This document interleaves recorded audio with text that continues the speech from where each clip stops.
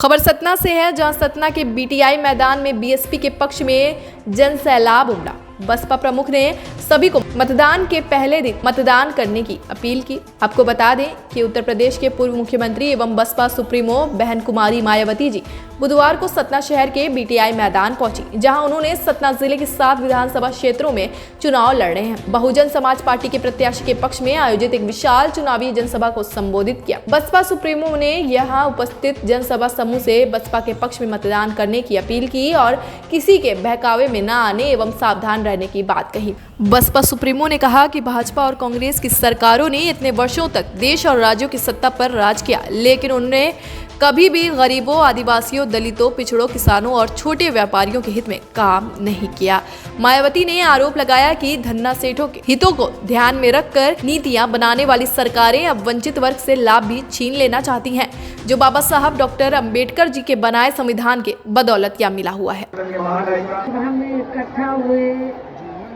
BSP के सभी छोटे बड़े पदाधिकारी एवं कार्यकर्तागण, आज आप लोग यहाँ अपने मध्य प्रदेश स्टेट में विधानसभा के लिए हो रहे आम चुनाव में अपनी पार्टी के उम्मीदवारों के समर्थन में मुझे सुनने के लिए यहाँ इकट्ठा हुए हैं, तो उसके लिए मैं आप सभी लोगों का ये चुनाव आपके मध्य प्रदेश स्टेट की अधिकांश विधानसभा की सीटों पर पूरी तैयारी व दमदारी के साथ लड़ रही है। अर्थात हमारी पार्टी ने इस चुनाव में यहाँ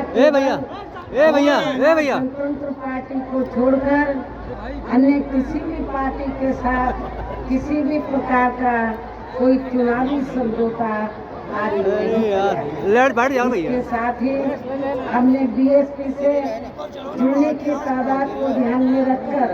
फिर उसी अनुपात में यहाँ सर्व समाज के लोगों को टिकट मिली है। लेकिन अब मैं इस हो रहे विधानसभा आम चुनाव में आप लोगों का ध्यान अपनी पार्टी बीएसपी को कामयाब बनाने के लिए कुछ जरूरी बातों की तरफ दिलाना चाहती हूँ। और इस संबंध में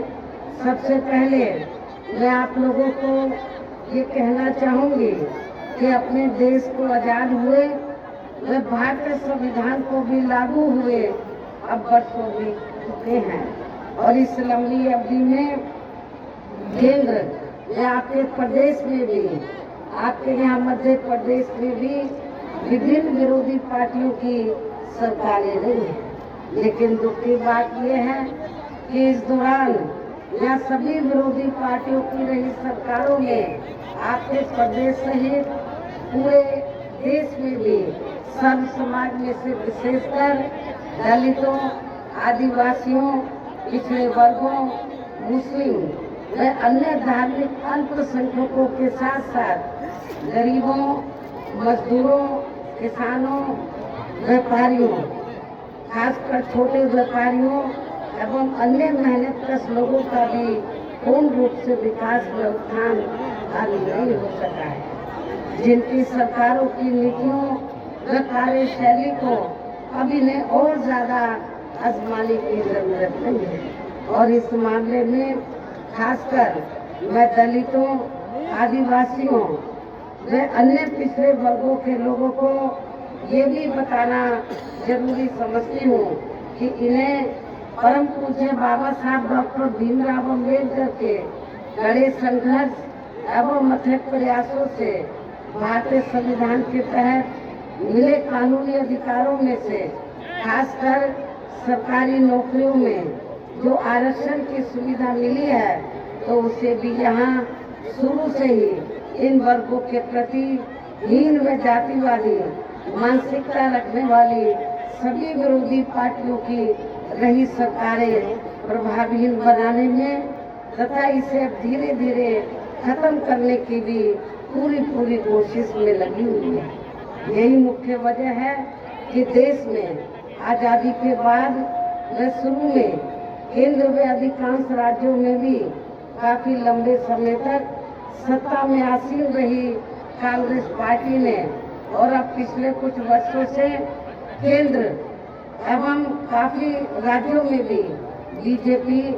व अन्य विरोधी पार्टियों की दी रही सरकारों 20-20 साल से नेता बने घूम रहे लोग अगर काम किए होते तो उन्हें जगह जगह जाकर हाथ जोड़कर वोट मांगने की जरूरत नहीं पड़ती। वो अपना विकास गिनाते और वोट पाते। लेकिन वो जानते हैं इन 20 सालों में उन्होंने सतना को और 30 साल पीछे कर दिया है। हमारी भाइयों, मैं आप सबसे एक निवेदन करना चाहता हूं कि देखिए अब जो है बहुत सारे नेता आपके पास आएंगे, तरह तरह की चीजें आपको देंगे। कहीं कोई कंबल बांटेगा, साड़ी बांटेगा, दारू बांटेगा। मैं आप सबसे निवेदन करता हूं कि इन तनिक क्षण के सुख के लिए आप सबको अपना मतदान नहीं बेचना है, क्योंकि आपके मतदान में ही इस सतना का विकास छुपा है, इन युवाओं का रोजगार छुपा है, हमारे सतना का स्वास्थ्य छुपा है। क्योंकि समय बहुत कम है, बातें बहुत सारी है, जनता का दुख दर्द इतना है कि बोलने लगूंगा तो एक एक जनता के आंख से आंसू निकल आएगा। लेकिन समय की कमी को देखते हुए मैं आप सबको पुनः प्रणाम। सतना से bureau report TV1 India news.